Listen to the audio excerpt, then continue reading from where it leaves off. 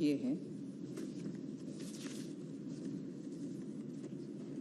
But let me, without undermining some of the points that many members have said, I find it was more a discussion on the political angles of price rise rather than actually data-driven concerns about price. इसीलिए मेरा जवाब भी थोड़ा politically मैं देने का कोशिश कर रहे हैं सर. इसीलिए किसी मेंबर को ठेस पहुंचाने के लिए नहीं, एट द सेम टाइम जवाब सुन करके ये क्या है, राजनीतिक भाषण दे रही हो. राजनीतिक भाषण सुनना ही पड़ेगा. ठीक है जी.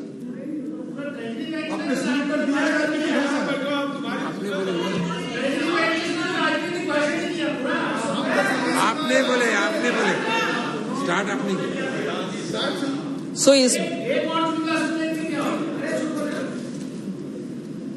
इस बीच में ऐसे इंटरप्शन आना भी मुझे कुछ दिक्कत नहीं है sir.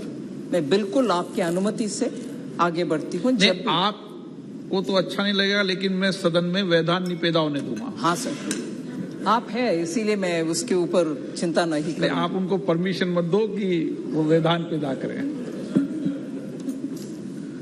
Sir, let us please be in this house looking at India today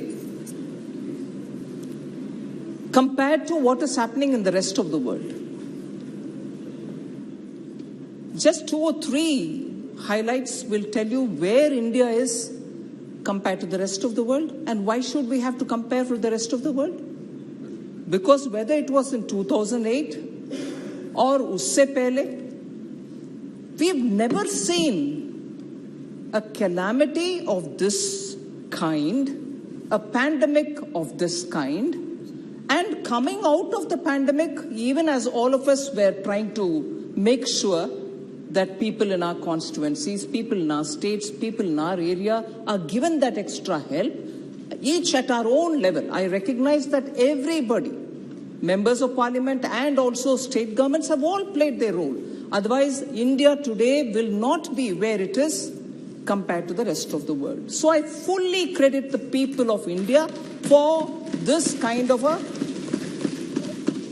even against adversity, that we are able to stand up and be recognized as the fastest growing economy. And this is not my assessment. Repeatedly in the last 2 years, both World Bank, IMF, and many other agencies are periodically giving an estimate of what the global trade is going to be like, what the growth of the global GDP is going to be like, and also recasting their assessment about what the world's growth is going to be, and by country what the assessment is going to be. And each time when they have reviewed, when they've downgraded the global growth, when they have reassessed, saying, no, it is not as we thought 6 months ago, it is worse. It is getting worse. In each of these times, India also has been reduced in terms of the growth it is expected to achieve. But even after that, we remain as the fastest growing. If it was with 8.2%, now it may be 7.4%. But even as the entire globe's growth is being reviewed, reassessed, re-estimated, each time we remain at the highest. So it is important for us to, first of all, as Indians, appreciate that our people have gone through this pandemic, Delta wave, Omicron wave, and after that the way in which global value chains have hit us. But in spite of that, because of the various steps taken by the government and also by the Reserve Bank of India, we are remaining much better than most countries. I think we...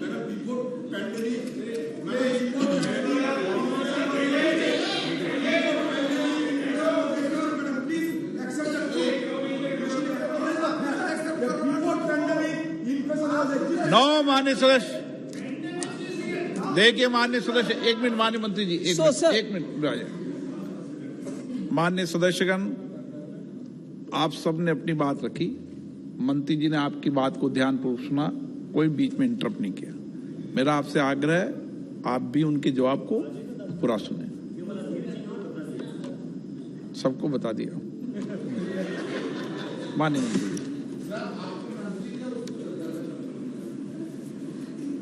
So, globally, when the situation is really like this, and every agency after agency is assessing the situation by country, and repeatedly in their assessment, India has remained the highest, I think this House, irrespective of the party differences, will have to feel proud for this country and its people. They have struggled. State governments have helped.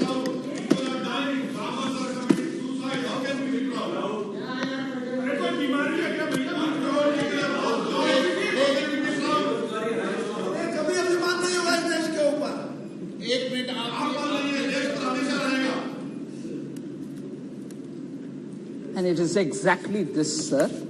It is exactly this which I'm trying to address. It is not that the country doesn't have problems. We have to work together to do it, and we are trying to do it. But even as we are trying to do it, and even as the global agencies are saying this country is suffering like that country is suffering with these problems, a third country is suffering with something else, and India is like this. It's a moment that all of us will have to be true to ourselves, rather than, excuse me, ma'am, do you have a problem if I speak? There's nothing about warring here. I'm sorry, I take objection to that, Honorable Speaker, sir. Because you are there in front of me, sir. You are there in front of me. Before I complete one sentence. Oh, thank you very much. The person who's mercurial in this House tells me not to be excited. I take your point. Mercurial. So, sir, it's important for us to, for all the members, through you, I would like to say, I'm quite convinced of every input given, and I think it's my duty to respond. But even before hearing me, if there's mockery, I will take it definitely seriously to reply those who like to mock rather than hear. So I would seek your indulgence on that. Sir.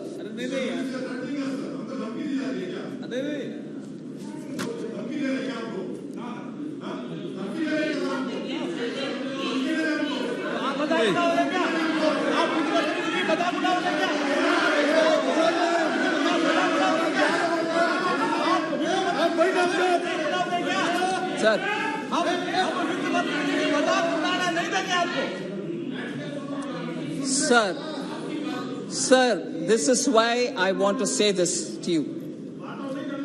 When there can be interruptions which are serious, and when there are mocking tone coming from there, I reserve my right as a member of this House to reply to those. And if that is treated as dhamki, what should be the first one which comes? Treated as mocking or dhamki? She is not a member of this House. Oh, thank you. Otherwise, I wouldn't be. All right, in that House or this House. Dada, you're always very keen on coming up with things which are not so relevant for the conversation. एक minute, मैं सभी माननीय सदस्यों से फिर आग्रह करूंगा कि आप बैठे बैठे टिप्पणी न करें, और माननीय मंत्री जी इनकी बेटी टिप्पणी को आप सुने नहीं, क्योंकि कोई रिकॉर्ड में नहीं जा रहा है। और ये मैं अपेक्षा करूंगा बेटे बेटे को टिप्पणी न करें, नहीं तो मुझे नाम से पुकारना पड़ेगा। I'm not a member of this House, but with your permission, I'm here because I have to reply, sir.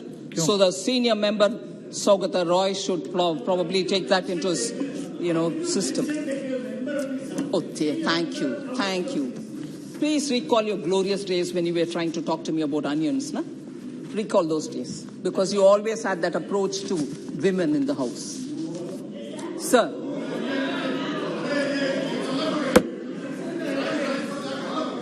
आप बोलिए ना, आप बेटे बेटे टिप्पणी मत सुनिए आप कोई।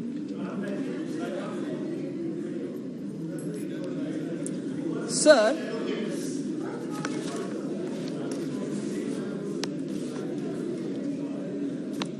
the GDP of the US fell 0.9% in the second quarter, following a 1.6 decline in the first quarter, marking a start of what they call themselves an unofficial recession. There were some members who were saying, even Adirji mentioned, are we going into a stagflation? And will the finance minister please reply? I will first of all start with the last speaker, but the leader of the opposition here. There is no question of India getting into recession or stagflation. Adirji, you please be assured there is no question of us getting into either a stagflation or, like the US, they may say technical recession, whatever. Please, Mani Sadash, please. No. Sir, it is not just me, sir. No. A Bloomberg survey, which was done by economists, sir, has said that zero probability of India slipping into recession. So it's not just me saying. There is zero probability of India slipping into recession, even though there are several major economies who are in substantial risky position of getting into recession.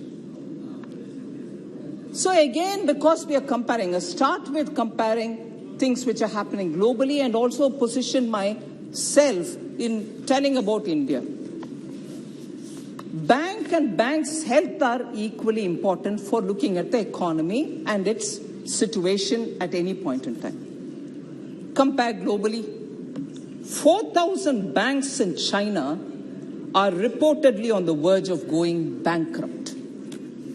I want that to be taken cognizance of by the honorable members. In India, the gross non-performing assets, the NPAs, of scheduled commercial banks has hit a 6-year low of 5.9% in FY22. So China, 4,000 odd banks are on the verge of going bankrupt and our NPAs are improving.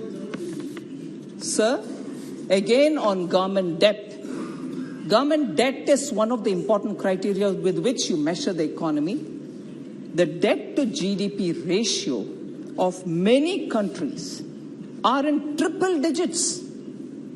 And that includes Japan, Greece, Italy, Bhutan, Singapore, US, Portugal, Spain, France, Sri Lanka, and Canada. Whereas the central government very consciously has controlled its debt, and it is at 56.29% of the GDP at the end of 21-22, compared to 59.9% pegged in the revised estimates for that year. So even from the revised estimates, we have brought it further down. So even when comparing the general government debt, which means the center and the states, India is in a far better position than its peers. According to the IMF data, it's not me saying it, with a general debt to GDP ratio of 86.9, which includes both center and states. So I just want to draw the attention of members. So globally, if the situation is pandemic, Russia, waves, second wave, third wave, and the Ukraine conflict and the disruption in the supply chain, if globally each country is in this situation, India's position, I've just given you some few comparisons. Today, sir, this morning, we have announced the GST collection for the entire month of July. July 22, we have garnered the second highest level ever since the introduction of the GST which is 1.49 lakh crores, second highest. And compared to the last year, this is one of the highest amount. This year in April, you may be aware, I'd like to gently remind, in April 2022, it was 1.67 lakh crores, which was the highest reached. Now we've got in July 22, the second largest, which is 1.49. This is the fifth consecutive month that collections have been above 1.4 lakh crores. GST collections have been above 1.4 lakh crores consecutively for 5 full months. So the Manufacturing Purchasing Managers Index, which has also come out only in the morning, I think, and it is at 8 months highest number of 56.4 for July. So the trend for output and new orders are strengthening, so the economy is really getting even more robust. The PMI rose from 53.9 in June, I said it is 56.4 in July, well above the 50 level, which is what shows it separates that there is no addition if it is below 50, but it has remained at 50 level, separating growth from contraction for a 13th month in a sequence. So India's 8 infrastructure sector, all of them grew in double digits for the second consecutive month in June. Data released for the month of June showed the core sector grew at 12.7% in June year on year. So strictly speaking, sir, Indian economy in every one of these aspects is showing very positive signs.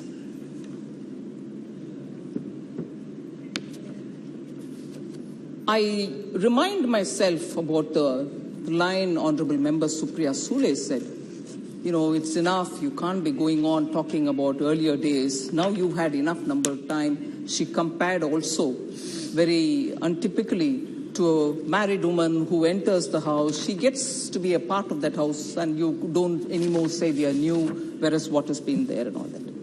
But in these kind of situations, where constantly questions are based not so much on facts, I'm not talking about Supriya ji alone, but in general, when facts will have to be reminded, because the way in which questions are being asked as though it didn't exist earlier. Even now, the leader of opposition said, please accept that inflation existed before the pandemic also. Inflation exists, sir. At what level is the question? So conceding to that point, I have no difficulty. Inflation exists. But at what level? And that is why, if you will pardon me, Honorable Member, I would like to go back to recalling. Let's not forget, for a small taper tantrum, I'm saying small today, of the Fed of 2008, the problem continued till 13, that the Indian economy became a fragile 5 country. But what are we today in? Pandemic, second wave, Omicron, India, Russia, Ukraine. Supply chain, even today, largest supply component suppliers around in China, still under lockdown in several areas. In spite of that, we have held the inflation well within 7 or even below. And that has got to be recognized. Oh yes, sure, I will speak. So, just gently, some bullets will have to be remembered. हमें याद करना आवश्यक है, क्योंकि बार-बार 8 साल पहले का यूपीए का क्यों बात कर रहे हैं? हाँ, बात करने का आवश्यकता नहीं है. हम बोल सकते हैं हम क्या कर रहे हैं, कितना अच्छा कर रहे हैं, शायद और बेहतर कर भी सकते हैं, मगर हम क्यों बार-बार उसको जिक्र करना चाहिए? क्योंकि उसका इंटेंसिटी क्या है? एक ही था पैंडेमिक भी नहीं है, वो एक फेड का प्रॉब्लम था. यूएस रेट बढ़ा दिया, उनका लिक्विडिटी कंप्रेस करने के लिए कोशिश किया, वो सिर्फ एक प्रॉब्लम था. उसके असर इतना पड़ा कि भारत देश फ्रजाइल 5 देश में एक हो गया था 13 में. 2013 में। मगर अब तो हम झेल रहे हैं pandemic, second wave, Omicron, China में जगह जगह पर लॉकडाउन, और आज भी ग्लोबल ट्रेड नॉर्मलसी तक नहीं पहुंचा। फिर भी हम मैनेज कर रहे हैं हमारी इन्फ्लेशन को 7 और 7 के नीचे रखने के लिए। इसीलिए मैं उदाहरण कोट करना चाह रही हूं sir. Retail inflation was more than 9%, अभी 7% है। 7 से कम होने के ही प्रयत्न हर बार हुआ है, 2 बार उसका अच्छा नतीजा भी पहुंच गए। मगर 9% से ज्यादा 28 मंथ्स को आप एक इकट्ठा करके देखेंगे, उसमें 22 मंथ्स में 9% से ज्यादा था। यूपीए के कार्यकाल में 9% से ज्यादा।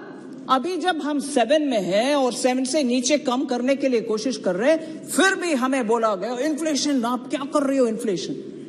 22 मंथ्स को आपने 9% से ज्यादा रखा इन्फ्लेशन, वो याद करिए ना प्लीज एक बार। फिर इन्फ्लेशन उसी समय में डबल डिजिट्स में गया, 10% से ज्यादा में गया। 9 बार यूपीए सरकार के समय 9 बार डबल डिजिट में था इन्फ्लेशन। वो भी याद करना चाहिए जब हमें मांग रहे हैं कि 7% से कम होने क्यों नहीं हो रहे।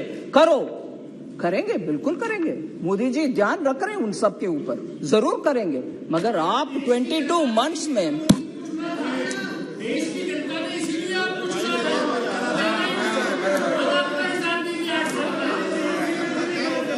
दानिश जी, आप उठकर सही प्रश्न पूछे।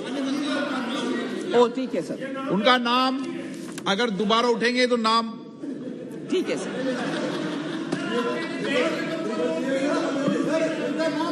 डिलीट कर दो सर। इसीलिए हमें चुना, इसीलिए मोदी जी को वोट मिला, और इसीलिए कि वोट भी मिला, स्टेबल गवर्नमेंट भी मिला। 7% से नीचे ही रख रहे हैं हम इन्फ्लेशन को। जो जनता के ये एक्सपेक्टेशन था उसके अनुसार वोट दिया, उसके अनुसार ही हमारा डिलीवरी भी हो रही है। याद रखना चाहिए सर, इतना तेज आकर के नहीं क्या चल रही है। 7%, 22 मंथ्स 9% से ज्यादा, 9 बार डबल डिजिट इन्फ्लेशन। ये करने वाले सरकार थोड़ा सोच समझ करके हमारे ऊपर आरोप डालना चाहिए, ठीक है।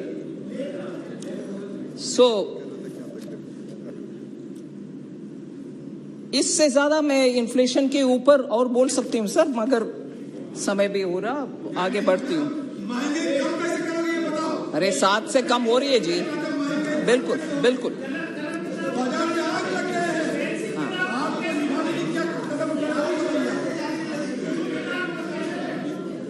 समस्या है। माननीय स्पीकर सर, मैं दोबारा, क्योंकि हमारे लीडर ऑफ ऑपोजिशन आदिर जी एक, हाँ ठीक है, पार्टी कांग्रेस पार्टी के लीडर, ठीक है,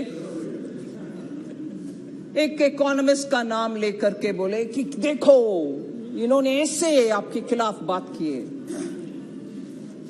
सर, इनको आदत है एक आध इकोनॉमिस्ट का ही नाम लेंगे, बाकी दुनिया में इकोनॉमिस्ट का नाम नहीं लेंगे।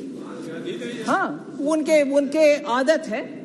और ये भी है कि उन्हीं इकोनॉमिस्ट के बारे में, उनका टिप्पणी के बारे में ही जिक्र करते रहेंगे, जैसे अभी एक इकोनॉमिस्ट का नाम लिए। मगर कौशिक बासु जी के नाम लिए, और हाँ रघुराम राजन भी है, क्योंकि उन्होंने बोल दिया। मैंने सोचा एक बार रघुराम राजन जी का बयान एक बार ध्यान दिलाएंगे। हाँ, वो भी सही बात है। खुद अधीर रंजन जी इकोनॉमिस्ट है, बहुत बड़ा economist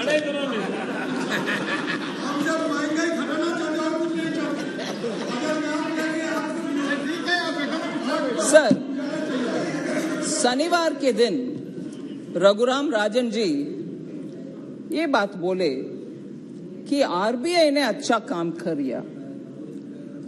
RBI has done a good job in increasing the foreign exchange reserve in India insulating India from problems being faced by neighboring countries such as Pakistan and Sri Lanka. So Pakistan, Sri Lanka का जो problems है, वो problems हमें नहीं होने देना चाहिए. ऐसे करके RBI ने अच्छा काम किया है, ये उनका टिप्पणी. और ये भी है, differentiating India from its vulnerable neighbors, Sri Raghuram Rajan further added that New Delhi is less indebted, calling it a good sign. मैंने अभी डेट टू जीडीपी फिगर्स पढ़ा, नंबर्स भी पढ़ा आपके सामने. उसका रघुराम राजन जी भी जिक्र कर रहे हैं, जो दिल्ली, न्यू दिल्ली के सरकार डेट को कम रखना अच्छा काम किए हैं. और भी किए. माननीय प्लीज एक मिनट मंत्री जी, एक मिनट. माननीय सदस्य, एक मिनट.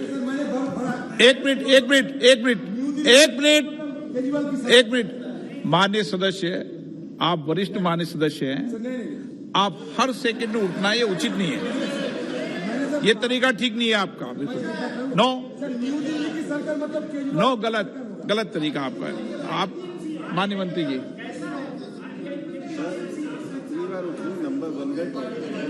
सर, रघुराम राजन ने ये भी कहा है, we have sufficient foreign exchange reserves. RBI has done a good job in increasing the reserves. We are not having problems like Sri Lanka and Pakistan. Our foreign debts are also less. इतना स्पष्ट बोले. No please. तरीका ठीक नहीं है बिल्कुल. आप मंत्री जी उनकी बात पे मत कहिए. मैं देख रहा हूं सब चीज. ठीक है. और इन्फ्लेशन के ऊपर बहुत चिंता कर रहे हैं आदिर रंजन जी. रघुराम राजन दोबारा इस विषय में क्या बोले. At present there is inflation all over the world. RBI is increasing interest rates which will help in reducing inflation. Most inflation is in food and fuel. As we can see, food inflation is coming down in the world and will decrease in India also. Sir, ये RBI के तरफ के assessment Raghuram Rajan ji ने बोला, और उससे ये भी समझ में आ रही है कि इंडियन इकोनॉमी कहाँ है और इन्फ्लेशन भी भारत देश में कम ही हो रही है. मगर but of course he did not say about measures we have taken from the government, from the Ministry of Finance, to reduce the cost of imports on, say, like edible oil, masoor dal and so on. मैं उसको जिक्र करना चाह रही हूं sir.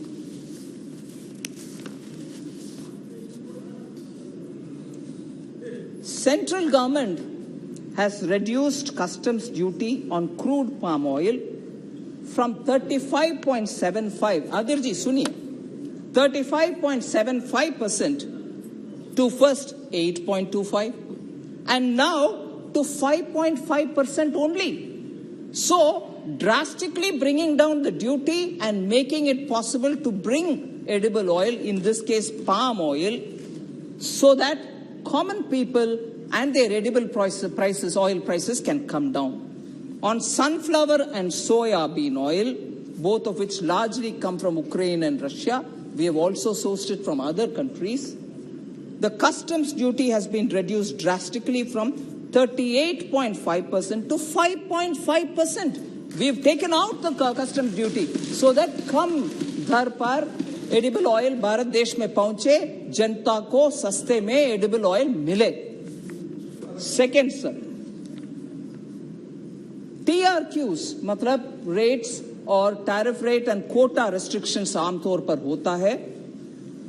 Nearly for 20 lakh metric ton of sunflower and soya bean oil, TRQ has been made nil. आप जितने चाहे इंपोर्ट करो, ड्यूटी बिल्कुल जीरो में इंपोर्ट करो, जिससे सस्ते में सोयाबीन ऑयल भी आएगा, सनफ्लावर ऑयल भी आएगा. सो स्टेप्स क्या आपने उठाया प्राइसेस कम करने के लिए, एक एक करके मैं बोल रही. Next, The prices of edible oil have corrected sharply in June compared to May, with maximum decline of 18.1% coming in palm oil prices. The other categories are sunflower oil, soya bean, groundnut, mustard, and vanaspati have also seen correction in the range of 1.7%, 1% to 7% in the last 1 month. Sir,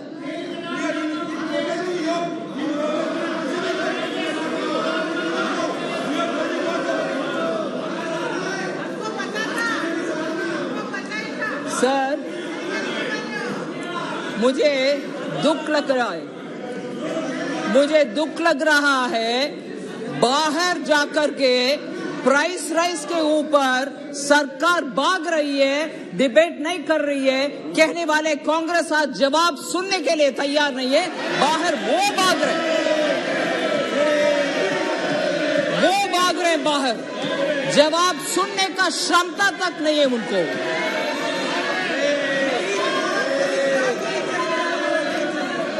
यही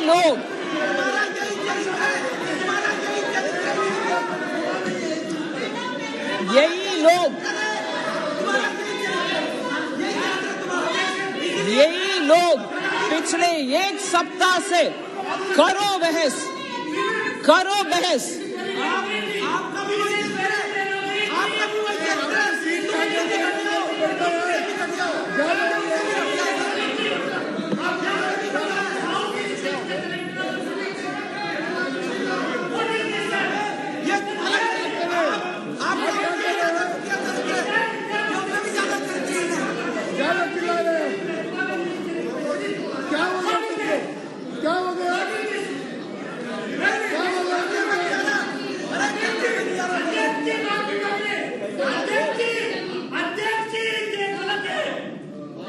आपको जाने चलिए।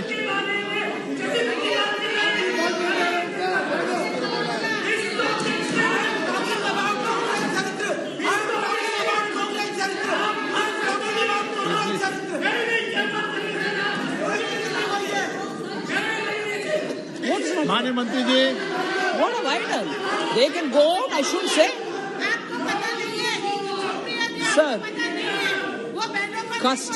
customs duty on masoor has been reduced.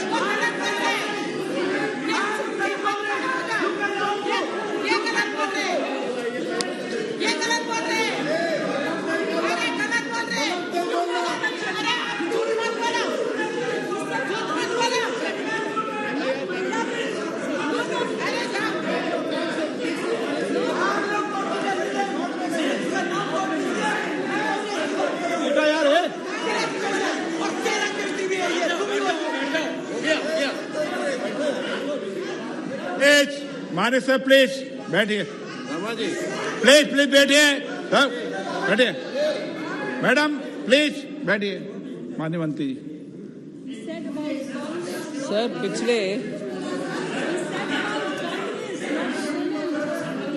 पिछले पूरे सप्ताह sir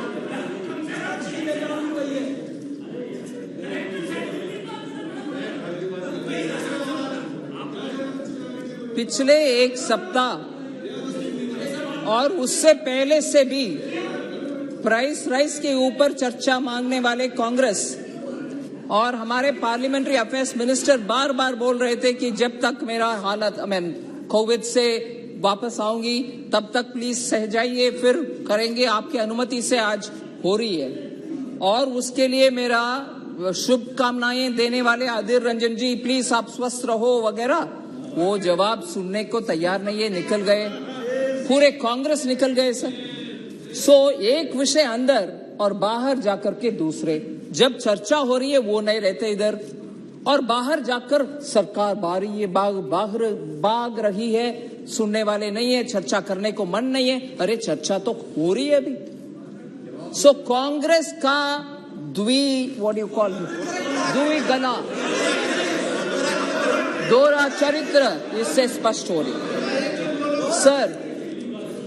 और कदम हमने उठाया इन्फ्लेशन कंट्रोल करने के लिए, मसूर दाल का कस्टम्स ड्यूटी भी जो 30% तक था इंपोर्ट करने की, क्योंकि दलहन का बहुत ही सपोर्ट हम दे रहे हैं। किसान हमारे देश में दलहन अच्छा उत्पादन करें, इसलिए हाई ड्यूटी था 30%, मगर आज क्योंकि हमें दलहन भी चाहिए, मसूर दाल चाहिए, इसीलिए वो 30% से लेकर के आज 0 में आ गया है। मसूर दाल इंपोर्ट कर सकते हैं, सस्ते में मिलेगा। फिर डिस्टर्ब आप सीनियर मेंबर, नो माननीय मंत्री जी, ठीक है सर। नो नो नो, ऐसे बीच में नहीं। आप माननीय मंत्री, आप sir so that is why sir, नहीं ठीक ठीक।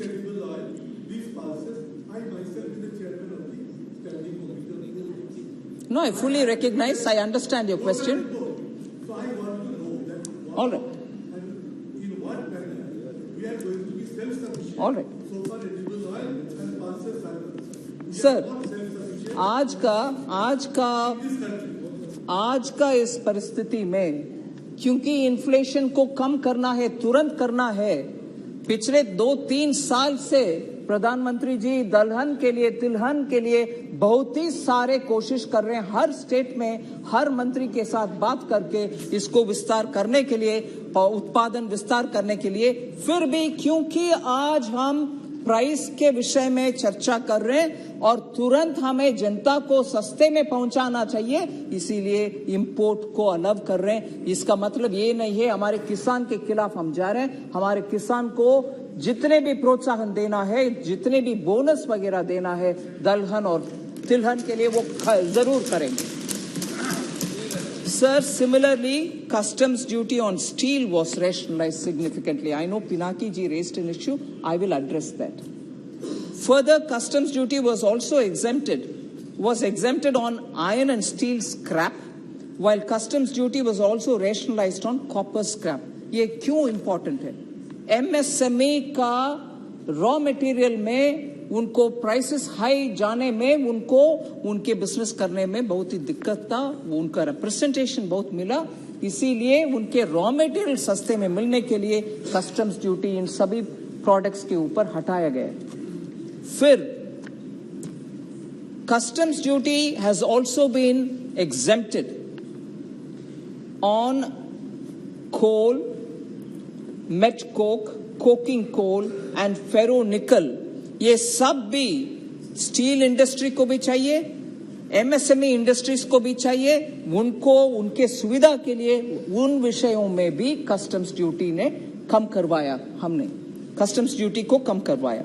फिर स्टील प्राइसेस डोमेस्टिक मार्केट में अभी गिरावट है, क्योंकि ऑलमोस्ट 10%, आई थिंक ऑलमोस्ट 1/10 उसमें कमी हुआ है, क्योंकि we have reduced the rates of the duties and imposed export duty.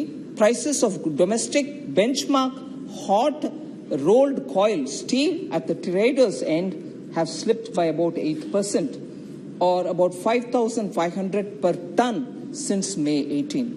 So top steel makers have also quoted prices for June that are lower by 4,500 or 5,500 a ton. इसका सरासर benefit MSME को मिलेगा, जिससे उनका कारोबार में अच्छा चलने में इकोनॉमी भी उसका बेनिफिट उठा सकेंगे। In textiles sir, customs duty on key raw products like nylon chips, nylon yarn and caprolactam have all been rationalized. Anti-dumping duty was revoked on key raw materials like viscose fiber, PTA and other fibers and yarn, so that raw material for textile industry will also be available. Customs duty on raw cotton has also been fully exempted. Raw cotton का बहुत ही demand, और आजकल textile industry में उसके बारे में बहुत चर्चा है, उसमें भी ऐसे करके मैं बहुत सारे और भी उदाहरण दे सकती हूं, जिससे इन्फ्लेशन कंट्रोल के लिए और सस्ते में रॉ मटेरियल हमारे लोग को मिलने के लिए बहुत सारे कदम हमने उठाया। 38 lakh tonnes of metric tonnes of free food grains were provided for every month for 8 months to 75.8 crore beneficiaries. हम सबको मालूम है. This year too, वो September 22 तक हमने अनाउंस कर दिया. सिर्फ एक विषय माननीय अधीर जी ने पूछा मगर निकल गए. सीपीआई के बारे में बात करो, डब्ल्यूपीआई के बारे में बात करो. सर 2012-13 में सीपीआई बेस्ड इन्फ्लेशन 10.505 था. 13-14 में 9.38 था परसेंटेज. 14-15 में 5.83, 15-16 में 4.91. ऐसे करके हमारे कार्यकाल में 6.16 2020-2021 में पहुंचा, मगर वो भी 10% से तुलने में कुछ भी नहीं है. 10% था 2012-13 में. ये याद रखना चाहिए सर. और एक और लिस्ट ऑफ गुड्स के बारे में मैं बोलना चाह रही हूं. 2011-12, 12-13 में फूड आइटम्स का टोटल 12.34 था, वेरस अभी 1920 में 7.35. ऐसे करके हर लिस्ट में अभी जो रेट है सर, चाहे वो फूड ग्रुप हो, पान सुपारी टुबैको हो, फ्यूल एंड लाइट हो, हाउसिंग हो, क्लोथिंग हो, फुटवेयर हो, सभी विषयों में सीपीआई इंडेक्स का, इंडस्ट्रियल वर्कर्स का नंबर कम है. वो डबल डिजिट में, अभी हमें सिंगल डिजिट में है. सो ये सब याद दिलाने के लिए मैं बोल रही हूं. और एक और विषय, क्योंकि विदेश से हमें बार बार कंपेयर कर रहे हैं हमारे सदस्यगण. मैं जब रघुराम राजन जी का बयान बोलते हुए बोले कि भारत देश का हालात श्रीलंका से बेटर है और बांग्लादेश से बेटर है, वो रघुराम राजन जी का बयान है. और बार बार, बहुत सारे बार लोग बोलते हैं अरे बांग्लादेश को देखो, वो इतना हमसे ज्यादा अच्छा चल रहे हैं और हम ऐसे रुक गए.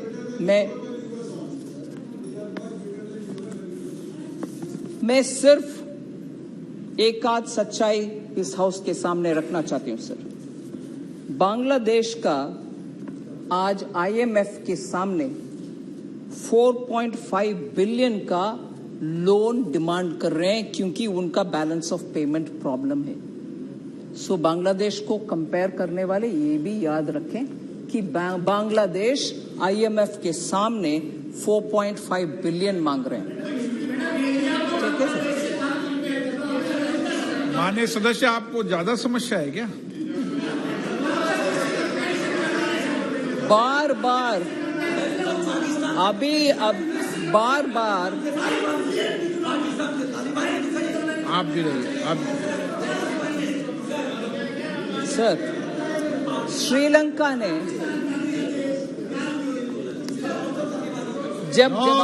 जब जवाब मिल रही है सर, और उस जवाब से ये पता चल रही है कि भारत देश का हालात बहुत बेहतर है, अरे बांग्लादेश के साथ आप क्यों कंपेयर कर रहे हो?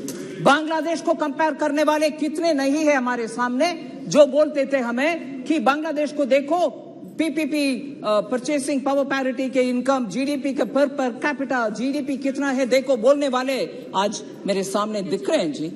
उनके लिए मैं जवाब दे रही हूं. श्रीलंका 3.5 बिलियन आईएमएफ के सामने मांग रहे हैं सर.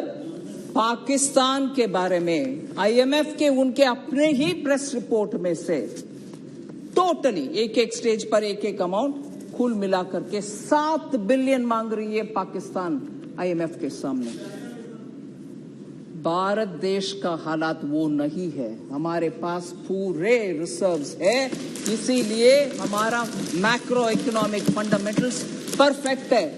जो मैं दोबारा कोट करना चाहती हूं, रघुराम राजन जी भी आरबीआई को क्रेडिट करते हुए बोले सर, और ये भी है, ये सिर्फ इधर नहीं है, पार्लियामेंट में भी क्वेश्चंस में भी पूछा गया है कि माननीय सीधे बैठिए. माननीय सदस्य आपको कह रहा हूं मैं कि आप सदन में कैसे बैठते हैं उसकी गरिमा बना के रखें। पैर पे पैर ऊपर रख के नहीं बैठा जाता कभी। मैं नाम से नहीं बोल रहा ताकि अच्छा नहीं लगे लोगों को, इसलिए इशारे में समझ जाए सब। सो बांग्लादेश से कंपेयर क्यों कर रही हो, श्रीलंका से कंपेयर क्यों कर रही हो? इसी विषय के ऊपर बहुत वरिष्ठ नेतागण ऑपोजिशन में, भारत भी श्रीलंका के जैसे उसी रास्ते पर चल रहे, बोला नहीं है? और अब जब मैं जवाब दे रही हूं सर, अरे आप श्रीलंका से क्यों कंपेयर कर रही हो? सभी देश अच्छा रहना चाहिए सर, मैं किसी देश को बुराई नहीं मांग रही। श्रीलंका हो, बांग्लादेश हो, सभी देश अच्छा रहना चाहिए। मगर हमें टोक टोक करके बोला गया कि हमारे देश भी श्रीलंका जैसे। शर्म है ऐसे बात करने वाले नेतागण को, शर्म।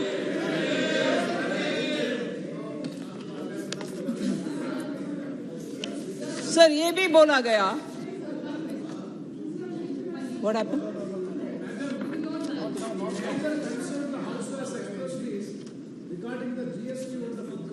I'll answer all of that. No, आपको मैंने अलाउ नहीं किया। आपके बेट की मंत्री जी, मैंने अलाउ तो नहीं किया उनको। सर मुझे तो सभी प्रश्न, मुझे दुख हो रही है सर, मुझे दुख हो रही है कि 5 घंटे चल सकते हैं विवाद और डिस्कशंस, मगर जवाब थोड़ा लंबा चौड़ा हो गए 1 घंटा, वो भी वरिष्ठ। कम ऑन प्रेमचंद्र जी, मैं जवाब दे रही हूं हर एक पॉइंट के लिए सर। लंबा हो रही है, मैं क्या करूं? इतने सारे विषय उठाया, उसका जवाब देना है कि नहीं देना है? ये भी बोला गया कि आप आज का हालात में और डिमोनेटाइजेशन से कंपेयर करते हुए अभी भी लिक्विडिटी ज्यादा है इकोनॉमी में, आपने ये ऐसे कर दिया वैसे कर दिया। मैं बोलना चाह रही हूं सर, लॉकडाउन के समय और उसके बाद आत्मनिर्भर भारत के अनाउंसमेंट के समय मुझे बहुत सारे लोग सुझाव दिए कि प्रिंट करो करेंसी, प्रिंट करके सबको बांटो, जनता को न्याय करो, उनके हाथ में पैसा रखो। ये सब आया सर। हाँ? मुझे वो सब बोल करके सर, ये सब बोल करके अभी लिक्विडिटी देखा कि कितना हो गए, डिमोनेटाइजेशन से अभी तक लिक्विडिटी इतना हो गए। आपने प्रिंट करा इसीलिए, सॉरी, डेटा लीजिए, फैक्ट्स के अनुसार हाथ में रख के बात करिए। सर ये क्या है सर? सर 2018-19 में इंडिया में 22% था sir as a percent of GDP. ये मैं सेंट्रल बैंक का बैलेंस शीट के बारे में बात कर रही हूं, जिससे समझ में आता है कितना प्रिंटेड है वगैरह। 22%, 1920 में 27%, 2020-21 में 29% और 21-22 में 26%। ये सेंट्रल बैंक, हमारा रिजर्व बैंक का बैलेंस शीट के बारे में बात कर। यूएस का, यूएस से कंपेयर करिए, बांग्लादेश श्रीलंका क्या चीज है, यूएस से कंपेयर करिए। बोलने वाले को प्लीज ये गौर से सुने। आप तो मुझे सुना दे। हाँ सर। यूएस 2018-19 में उनके सेंट्रल बैंक में, उनके बैलेंस शीट में as a percentage of GDP, उनके सेंट्रल बैंक का 2018-19 में 20%, 1920 में 19%, 2021 में 35% और 21-22 में 38%, जबकि हमारा 26%। और यूरोजोन 2018-19 में 39%, 1920 में 39%, 2021 में 42% और 21-22 में 67% सर। सो प्रिंट करेंसी करने वाले का नंबर ये देखिए, यही बैलेंस शीट है उनका सेंट्रल बैंक का, हमारा नहीं है। हम टारगेटेड अच्छे प्लान करके जिनके हाथ में जाना है मदद उनके हाथ तक पहुंचाया। इसीलिए बहुत ही जिम्मेदार तरीके से चल रही है इकोनॉमी। सर अभी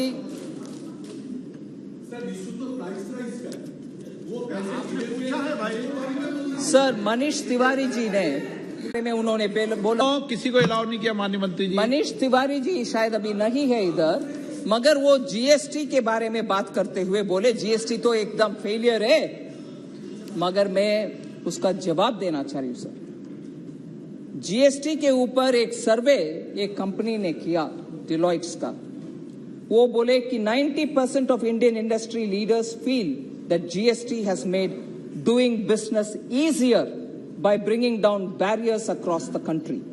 और ये भी बोले GST regime has also positively affected the prices and cost of goods and services to end consumers and along with helping companies optimize their supply chains. So GST के बारे में स्टडीज के द्वारा जो इंफॉर्मेशन आ रही है वो आपके सामने रख रही है। फिर MSME के बारे में भी बहुत ही उनका कंसर्न था, उसमें भी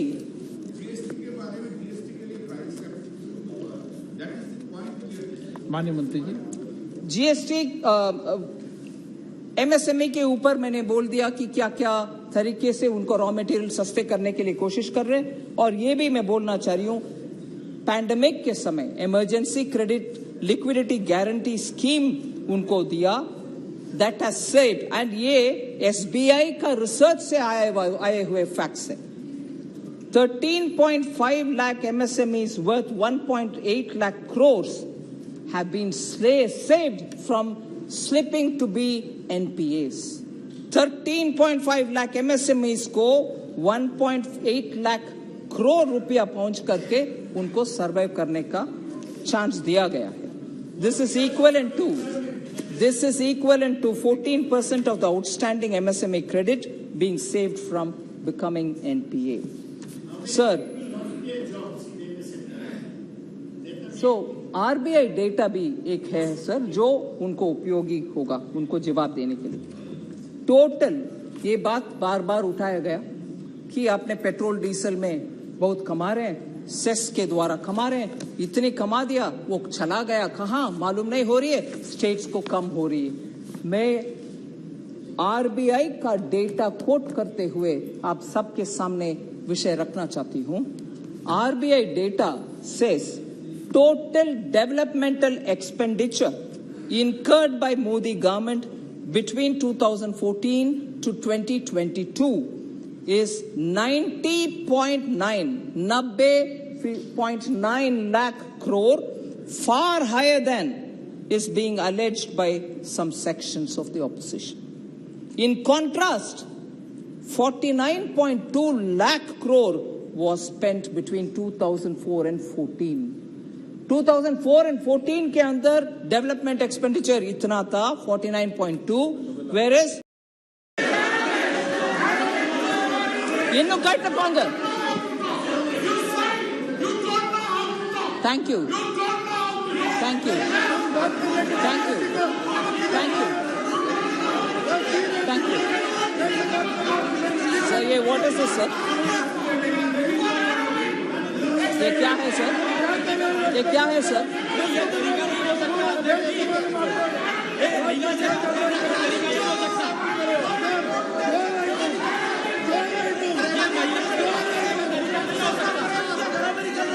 ये भ्रष्टाचारी जा रहे हैं,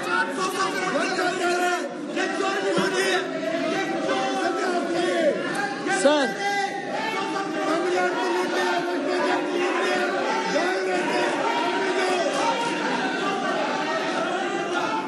सर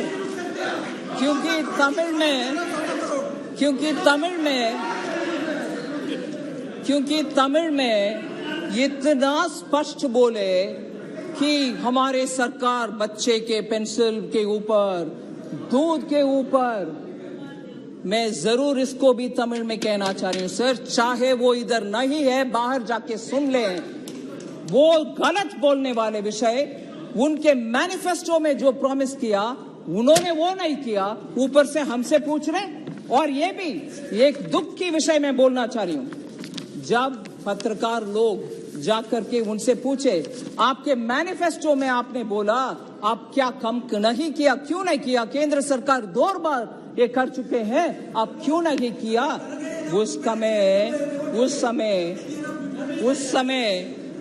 समय எங்க மத்திய அரசு குறைச்சிட்டாங்க வரிய, நீங்க ஏன் குறைக்கல, ஒரு தரம் இல்ல 2 முறை குறைச்சிட்டாங்க, நீங்க ஏன் குறைக்கலன்னு கேட்டதுக்கு அவங்க அமைச்சர் சொல்றாங்க பதில், நாங்க ஏதாவது டேட் சொன்னோமா, நாங்க சொன்னோம் அவ்வளவுதான், क्या हमने कुछ डेट दिया है क्या, we said it, that's all, तारीख नहीं बोला ना जब कट करेंगे, अरे मैनिफेस्टो में बोला केंद्र सरकार 2 बार काटा, आपने कम नहीं कर रही हो, और जब आप पूछ रहे मीडिया आप जवाब ये दे रहे हैं कि हमने डेट थोड़ी ना दिए, करेंगे, ये जवाब है सर।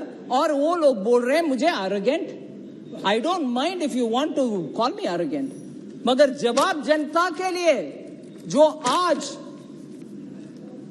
मैं बोलने वाली थी क्रोकोडाइल टीयर्स, मगर शायद वो ऑब्जेक्शनेबल लिस्ट में पार्लियामेंट्री अनपार्लियामेंट्री में निकाला गया, मगर वही हो रही है। முதல கண்ணீர் வடிச்ச கதை இது, மத்திய அரசு குறைப்பாங்க, ஆனா நான் குறைக்க மாட்டேன், டேட் சொன்னேனா, okay sir.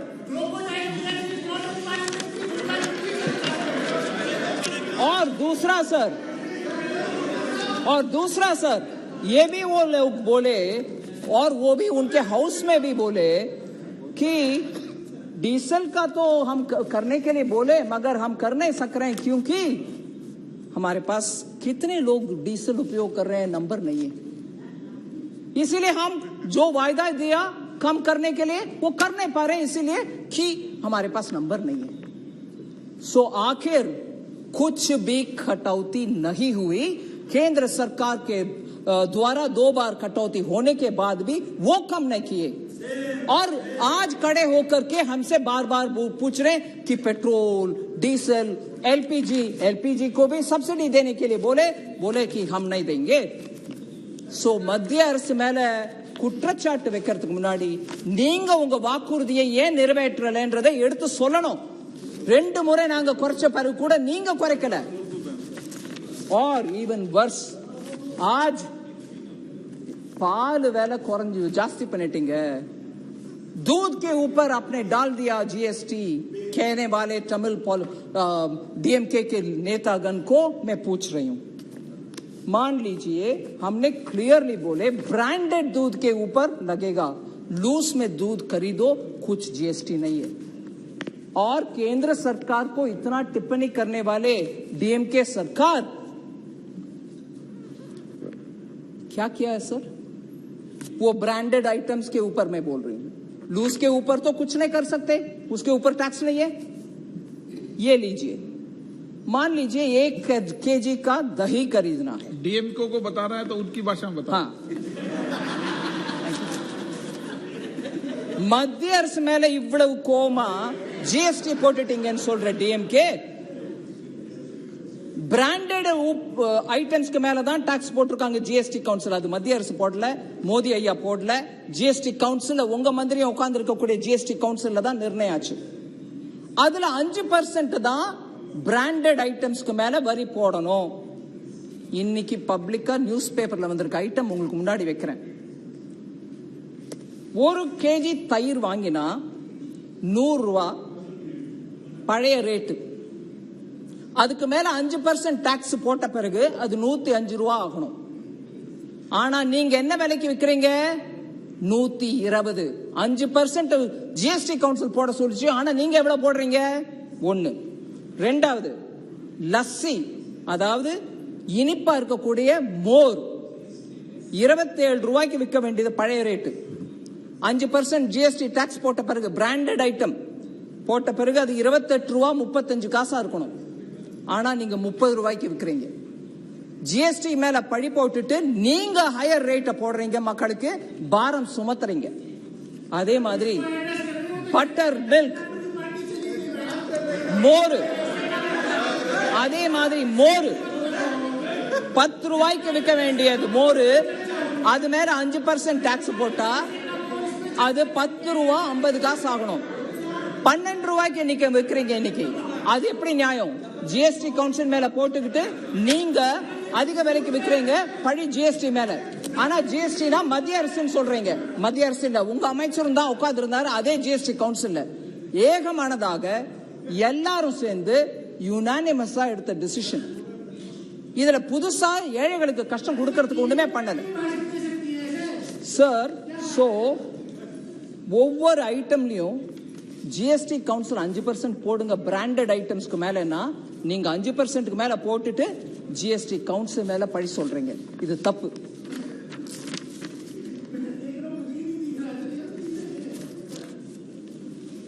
Sir, now I come to the general issues of GST.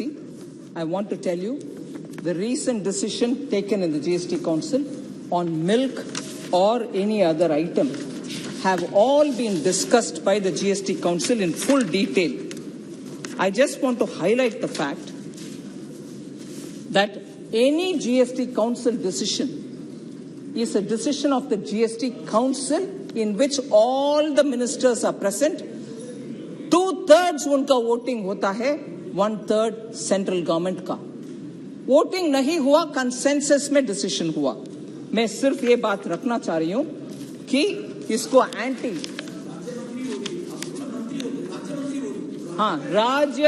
राज्य वित्त मंत्री गण बैठते हैं. सो इसको एंटी पुअर बोलने वाले 1 मिनट में I want to explain that. Levy is only on pre-packaged items, labeled goods, and not on loosely sold items. So poor people के ऊपर कुछ इसका असर नहीं है. Similarly, 25 kgs पैकेट के ऊपर भी हम टैक्स नहीं लगा रहे हैं, क्योंकि होलसेल व्यापारी से व्यापारी ले आकर के बिना टैक्स उनके किराना शॉप में रख के छोटे छोटे क्वांटिटीज में गरीब के लिए बिकने वाले कारण के लिए वो जब 25 kgs लेते हैं उसके ऊपर भी टैक्स नहीं है. होलसेलर को वो उधर से ले आकर के उनके दुकान में रखेंगे. इसीलिए 25 kgs का पैकेट के ऊपर भी लूज में बिकने के लिए उनके ऊपर भी टैक्स नहीं है. इसीलिए मैं ये बात जरूर कहना चाह रही हूं, लूज में दूध हो, चावल हो, पफ्ड राइस हो, बार्ली हो, ये सब के ऊपर टैक्स बिल्कुल नहीं है. गरीब को ध्यान में रखते हुए जीएसटी काउंसिल में इसके ऊपर टैक्स नहीं लगाया. सिर्फ पहले से पैक होकर के उसमें कुछ ब्रांड का नाम रजिस्टर्ड ब्रांड है, इनके ऊपर ही टैक्स है. आप एक बोरी में ले आओ, बिको, इसके ऊपर कुछ टैक्स नहीं है. ये याद रखना चाहिए.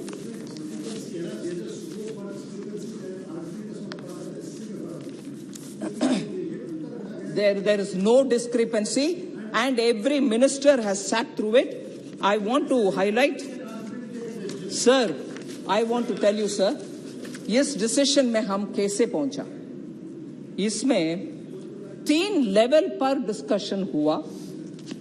फिटमेंट कमेटी में अधिकारीगण बैठते हैं, उसमें राजस्थान से भी अधिकारी है, वेस्ट बंगाल से भी अधिकारी है, तमिलनाडु से है, बिहार से है, उत्तर प्रदेश से है, कर्नाटका से, महाराष्ट्र से, हरियाणा से, गुजरात से, ये सब अधिकारीगण बैठते हैं. उसके बाद ये लोग के इंफॉर्मेशन ग्रुप ऑफ मिनिस्टर्स के पास आती है. ग्रुप ऑफ मिनिस्टर्स में वेस्ट बंगाल, राजस्थान, केरला, उत्तर प्रदेश, गोवा, बिहार मिनिस्टर्स बैठते हैं. वो इन सभी विषयों के ऊपर चर्चा करते हैं, फिर इसको ले आते हैं काउंसिल में. इसमें जीएसटी काउंसिल में ग्रुप ऑफ मिनिस्टर्स दोबारा इसके ऊपर भी है. उसमें पंजाब, छत्तीसगढ़, राजस्थान, तमिलनाडु, वेस्ट बंगाल, आंध्र प्रदेश, तेलंगाना, केरला, ये सब भी भागीदारी. इतने लेयर के चर्चा के बाद, ग्रुप ऑफ मिनिस्टर्स के बाद, दूसरा ग्रुप ऑफ मिनिस्टर्स के बाद निर्णय जब लेते हैं, इन सभी मंत्रीगण साथ बैठ करके एक भी आवाज ना नहीं बोले, सब माना कि ये करेक्शन करना चाहिए। ठीक है सर। सो टोटली एक भी डिफरेंस ऑफ ओपिनियन नहीं था। सुप्रिया जी इधर नहीं है अभी, वो बोले दूध का दूध होना चाहिए, पानी का पानी। बोलो कौन इनकार किया, कौन क्या कहा? कोई कुछ नहीं के, हर लेवल में हम बढ़ करके आया।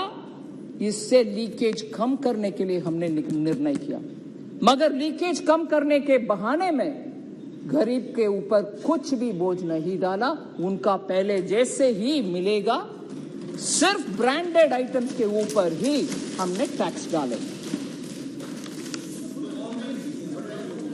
सर, ये क्रिमेटोरियम के ऊपर, स्मशान घाट के ऊपर बात बोलते हैं और व्यंग से ये भी बोलते हैं कि अगले शव के ऊपर डालोगे क्या टैक्स। मुझे दुख लगता है ऐसे बयानबाजी करने वाले के ऊपर। उनके मंत्रीगण भी इधर बैठे हुए हैं जीएसटी काउंसिल में। कोई, मैं सिर्फ बैठ करके निर्णय नहीं करती, और जीएसटी काउंसिल में जो निर्णय होता है वो केंद्र सरकार के निर्णय नहीं है, जीएसटी काउंसिल के निर्णय है। और जब बात क्रिटिसिज्म करने के लिए चाहिए, वो लगा लो केंद्र सरकार और मोदी जी के ऊपर। जीएसटी में ऐसे कर दिया, जीएसटी में ऐसे कर दिया। जीएसटी काउंसिल में सभी प्रांतों का, राज्यों का मंत्रीगण बैठते हैं, सब इकट्ठा बैठ करके निर्णय लेते हैं। वो उनका निर्णय भी है, वो भी जा करके उनके स्टेट में बोलना है, मैं भी बैठा उसमें, मैं भी सहमत बरा इसमें। वो क्यों नहीं बोलते हैं? अंदर एक सहमत बरा दो और बाहर जाकर के केंद्र सरकार के ऊपर डाल दो। ये गलत है। अंदर तो 3 लेवल में आपने हां भरवाया। आज आकर के ये बात ऐसे पलट रही हो जैसे कि मोदी जी ने निर्णय लिया। जीएसटी काउंसिल में आप सब बैठे हैं जी। इसीलिए ये गलतफहमियां 2 विषयों में जरूर समझती हूं मैं दूर करने का। क्रिमेटोरियम के ऊपर sir, there is no GST on crematorium, funeral, burial और ऑन मॉर्चरी सर्विसेज। ये कोई इन आइटम्स के ऊपर, crematorium, funeral, burial, mortuary service के ऊपर जीएसटी नहीं है। फिर भी वो डोल मोल करके वो डालेंगे और अगले शव के ऊपर भी डालोगे। अरे थोड़ा मन ऐसे बात करने में कैसे चलता है? They are fully exempt from GST. ठीक है सर, मगर अरे भैया आप ठहरो ना, आपकी इतना क्या जल्दबाजी है? जीएसटी क्रिमेटोरियम के संबंध में ये बात रखना चाह रही हूं। Construction that may be carried out for a crematorium, एक नया क्रिमेटोरियम बनाना चाहती हो, इलेक्ट्रिकल इक्विपमेंट ले आ रही हो, स्टैंडर्ड रेट उनके ऊपर बनाने वाले आइटम्स जो आता है उसके ऊपर लगाते हैं, क्योंकि वैसे भी उनका रॉ मटेरियल के ऊपर टैक्स भरकर ही आप ले आ रही हो।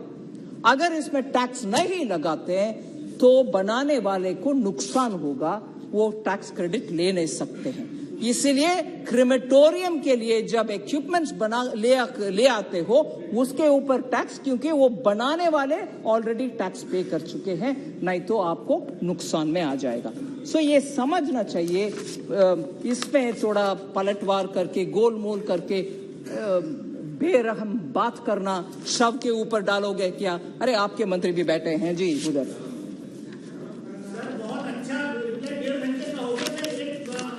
एक और विषय सर, एक और विषय ये जरूर है। ये बोलते हैं कि चावल के ऊपर,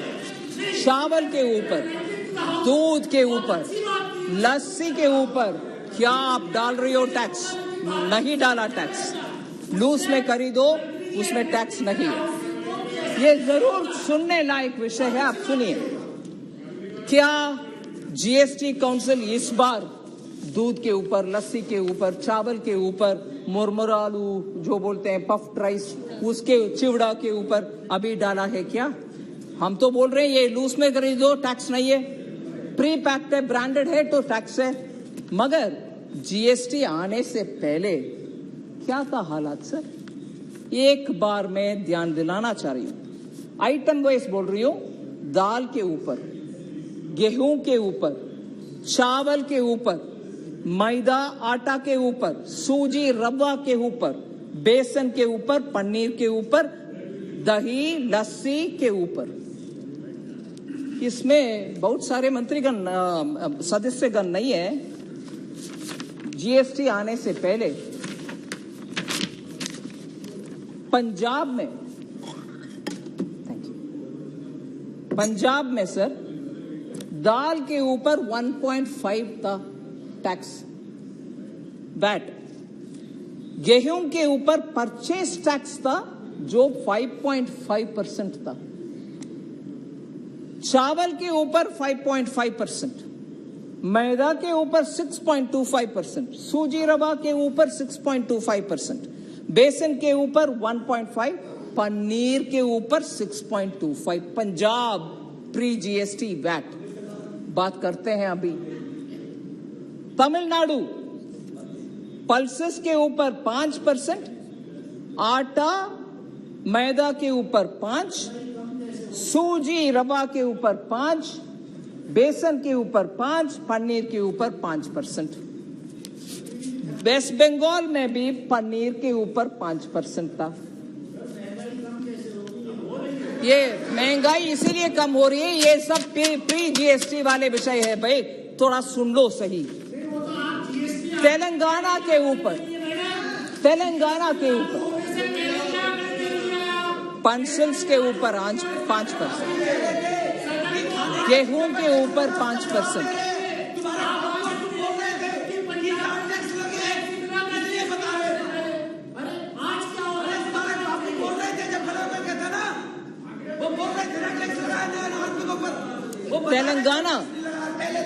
तेलंगाना में पल्सेस के ऊपर दाल के ऊपर 5%। अब बीच में क्यों है भाई? माननीय सदस्य प्लीज आपस में बात न करें। सर तेलंगाना में दाल के ऊपर 5%, वीट गेहूं के ऊपर 5%, चावल के ऊपर 5%, आटा मैदा के ऊपर 5%, सूजी रवा के ऊपर 5%, बेसन के ऊपर 5%, पनीर के ऊपर 5% वैट था। सो ये जरा ये सभी स्टेट्स सोच ले कि आज क्या हो रही है। Sir Andhra Pradesh pre GST VAT 5%, हर एक के आइटम के ऊपर, दाल के, गेहूं के, चावल के, मैदा आटा सब के ऊपर। महाराष्ट्र पनीर के ऊपर 6%। सो हर राज्य, सर अपने महदूदी साहब आपके JNK में 14.5% था दही के ऊपर। सो झारखंड में ऐसे हर स्टेट में हुआ करता था जीएसटी। सब मुख्य रूप में हॉस्पिटल, नियम मान्य सदस्य प्लीज, हॉस्पिटल बेड्स के ऊपर बहुत ही मैंने आपको कई बार मौका दिया है, मैं अंतिम बार चेतावनी दे रहा हूं आपको। सदन व्यवस्था से चलता है, प्लीज।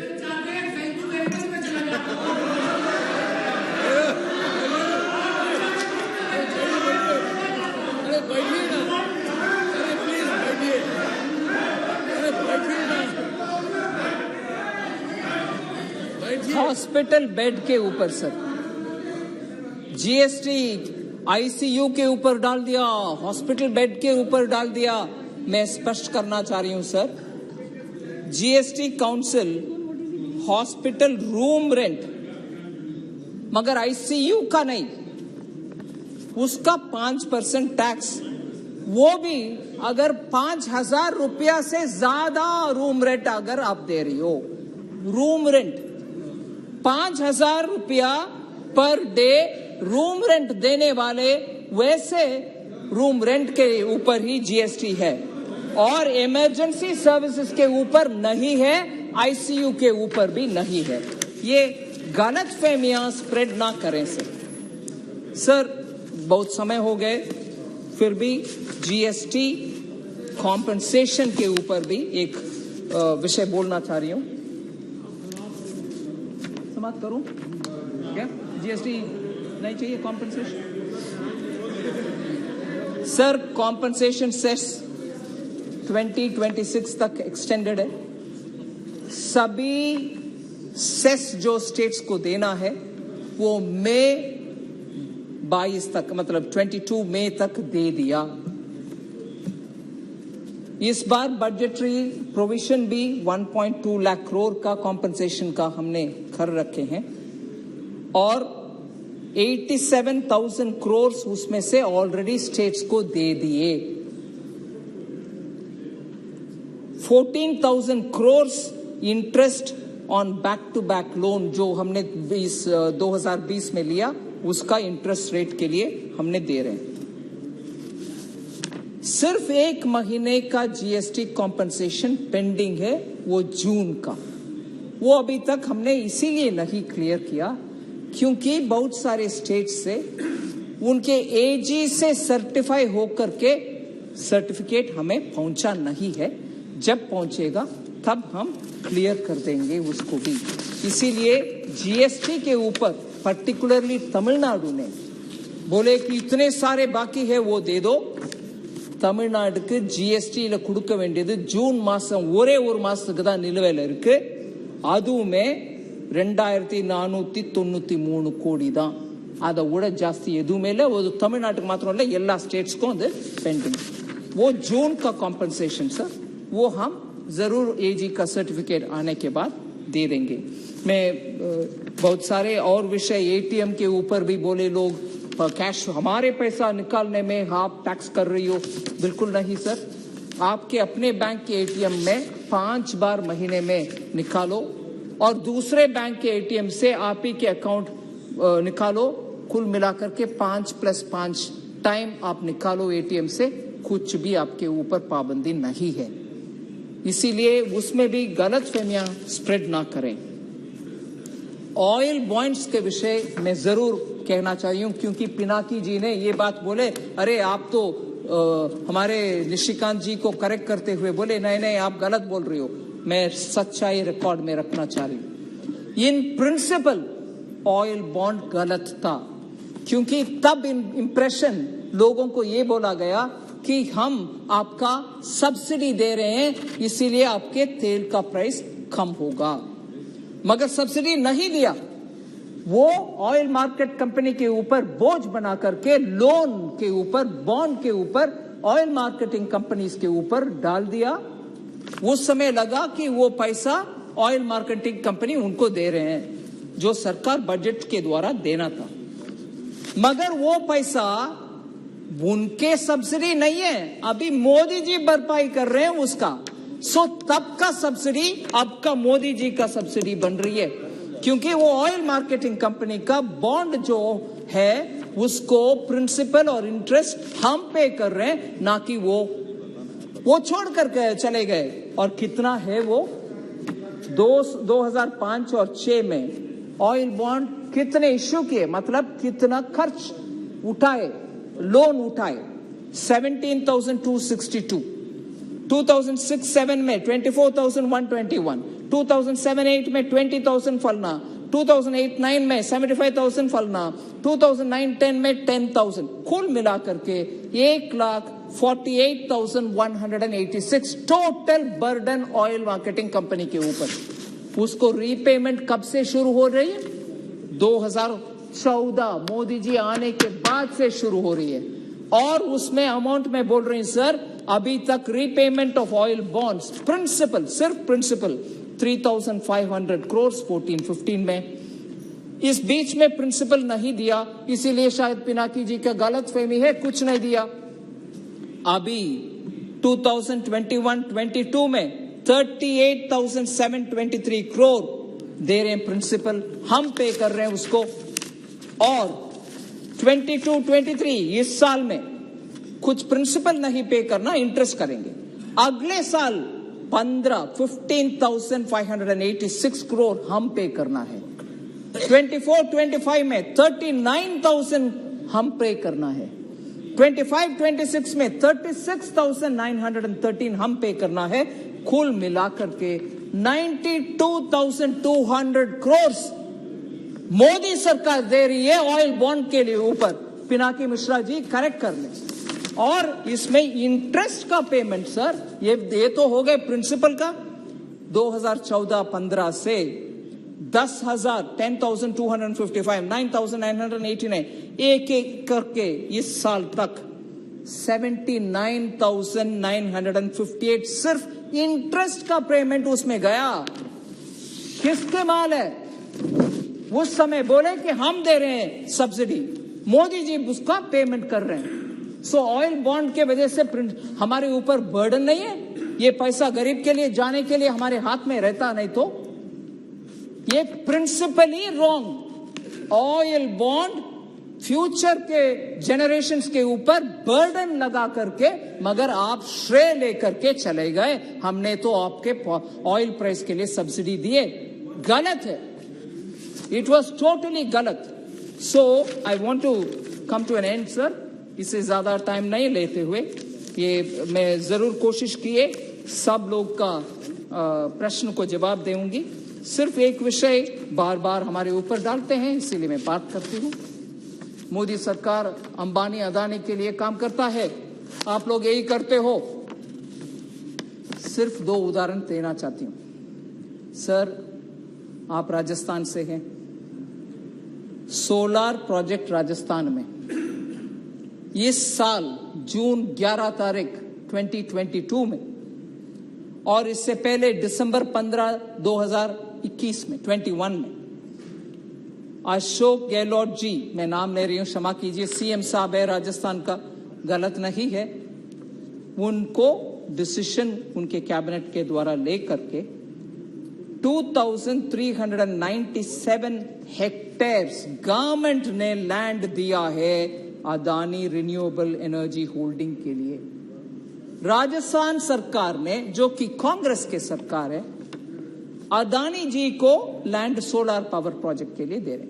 हमें अदानी अंबानी ऐसे चक्कर में हम नहीं आ रहे, आप बुला बुला करके दे रही हो अदानी जी को।